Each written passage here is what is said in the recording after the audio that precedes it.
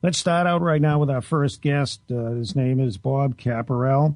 He's president of Sequent Learning Networks, with over 2 decades of experience developing product, portfolio, and business unit strategies for large international corporations. The name of his book, Creative Strategy Generation, Using Passion and Creativity to Compose Business Strategies that Inspire Action and Growth. It's published in hardcover by McGraw-Hill.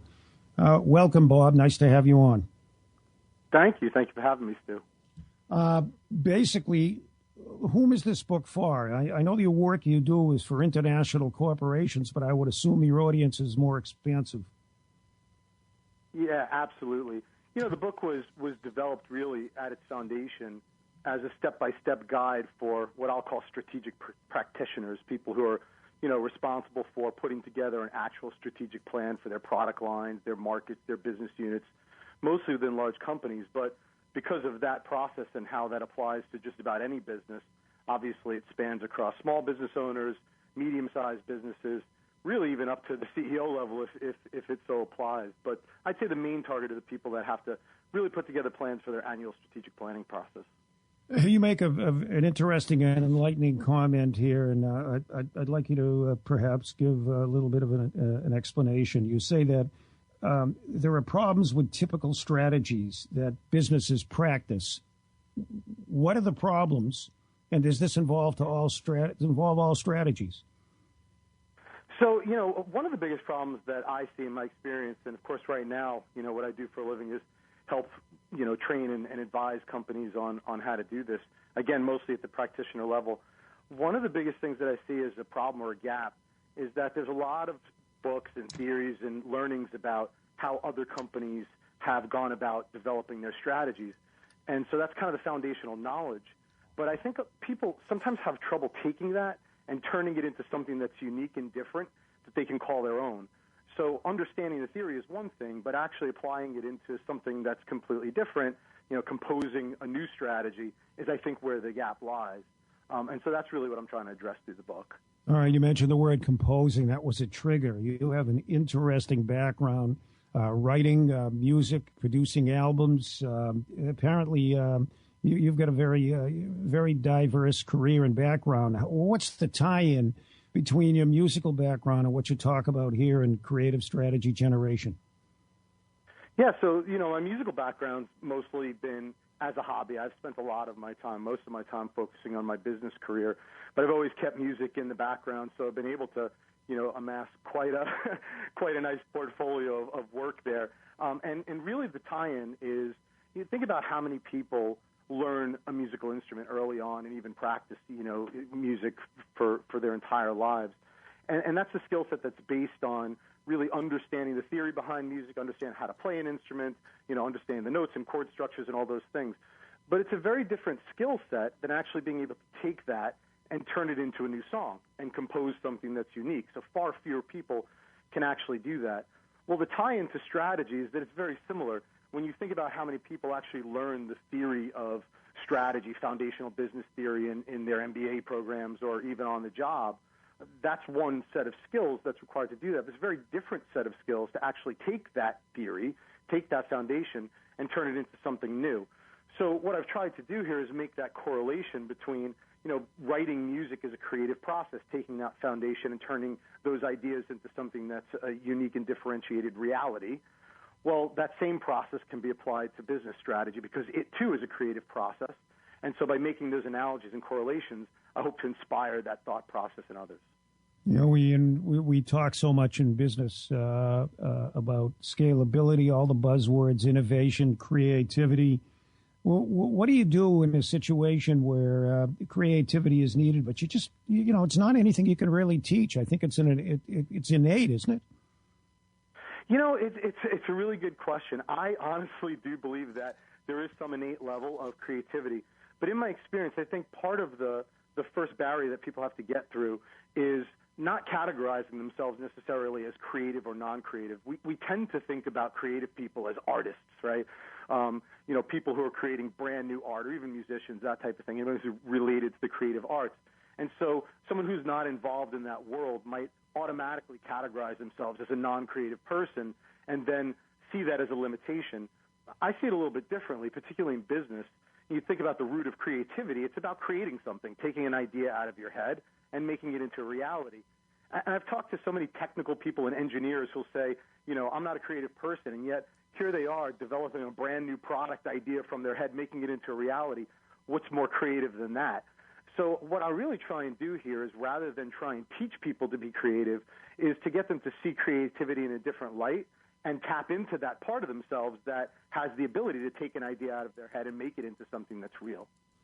When we talk about dieting, and I'll make the analogy, the correlation here, it's talk about toxic cleansing of the body. A lot of people just have to fast for a day before they begin. How do you relate that to the same thing you do mentally in order to begin the process of at least stimulating creativity to be successful? That's a great question. I've been involved in a lot of creative processes through my life, and one of the most recent is, of course, writing this book, which one of the biggest challenges I had in doing it is actually getting away from life for a little bit and shutting it down and actually going to a quiet place, clearing your mind, and really letting those ideas come from that foundational knowledge that you have. So sometimes you really just have to get into a quiet place. A lot of people do their best thinking in the shower, for example, right? Because mostly there's no other influences from the outside world. And once you start really getting into the day-to-day, work day and all the things that you do throughout the day, all the distractions that you have, maybe you don't have room for those ideas to start filling your head. So what I always do is I say, look, if you're involved in any creative process, whether it's writing a book, writing music, or writing a strategy, you have to get away from the day-to-day grind a little bit, put yourself into a room, maybe with some other people, and really have the intention of just letting ideas flow and getting on a whiteboard and brainstorming and give yourself that permission, which quite honestly, fewer people do in the business world than I would like to see. So I really encourage people to take time out of their day to really plan.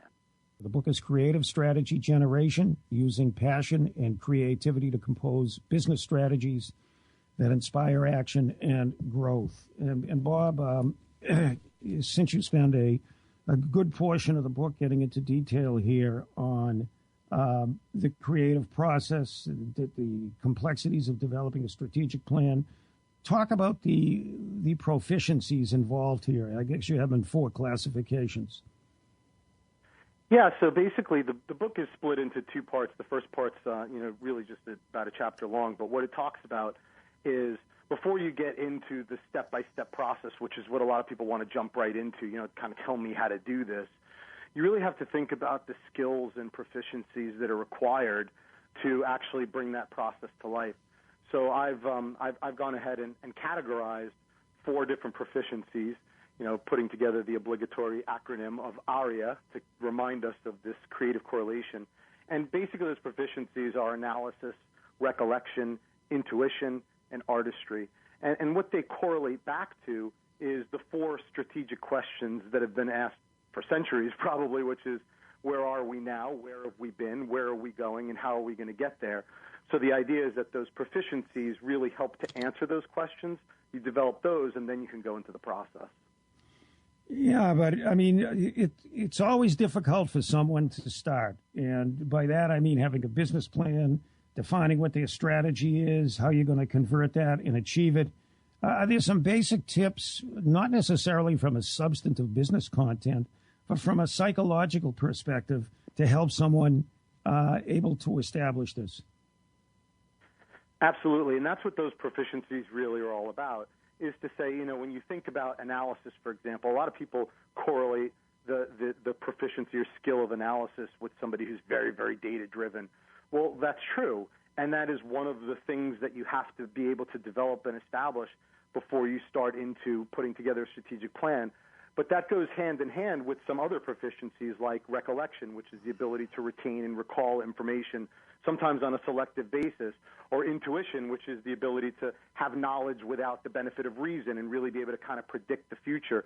And then this artistry piece, which is all about being unique and creative and differentiated. So it's about having all of those skills work together and allow your mind to say that, yeah, those things can work together and live together and actually need to in order to develop a creative strategic plan.